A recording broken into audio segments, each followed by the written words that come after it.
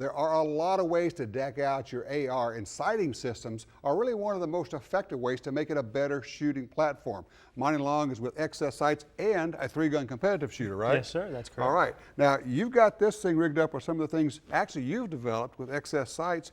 Tell me what you have on here. Absolutely. What we have here on this particular rifle is what we call the express thread interdiction sights. It's a set of sights mounted. Here's a front sight up front, rear sight back here. Magnified optics are awesome. They let us see what's out there, Sure. be able to make precision shots relatively easily. Yeah. We started working on targets that are up close, inside say 10, 15, 20 yards.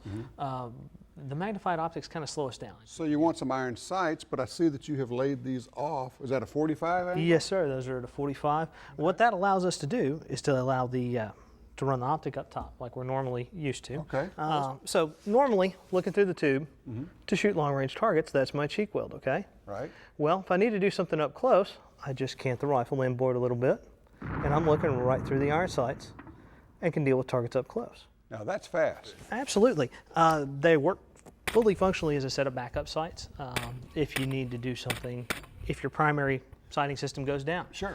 You have something already on the rifle ready to go. Okay. But you have something else in case your primary system goes down. Absolutely. I like that a lot. Absolutely. What we have here, we're going to take this scope off. Here, I'll hold on to that for you. Oh, you got it? I'll get that. All right, we've got the scope off. What we have here, this is a twist mount base for an aim point magnifier. Sure. The problem is, as you can tell, it takes up a relatively big chunk of the real estate on this rail. Sure. Real estate where we normally mount a backup iron sight. Okay. They talked to us, we worked with them, and we developed a rear sight that goes onto that base. You just twist on, you flip up your front sight, and you're good to go.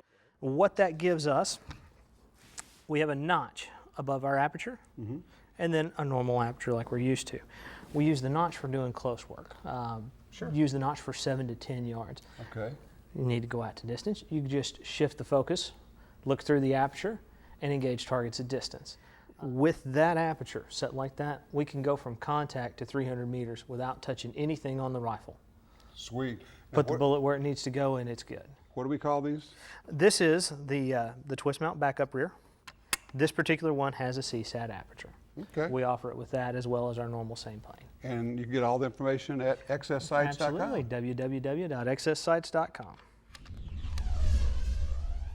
With AR-15s, you have to have backup sights. And I have them all on my guns. There's a lot of optics ready guns out there, but after you get your cool optic, get some backup sights. There's a problem with backup sights though. If this optic was to go out, you see these flip up sights, they're getting in the way of the optic and you can't really use them. For this gun, for this optic, that's where I need it to have the right eye relief and right sight picture. So I really like these 45-degree sights from XS Sights. And of course, they're express sights just like XS Sights are, so they're quick to use. So let me just show you, shooting this at distance, and then these are great for shooting close-up work on multiple targets.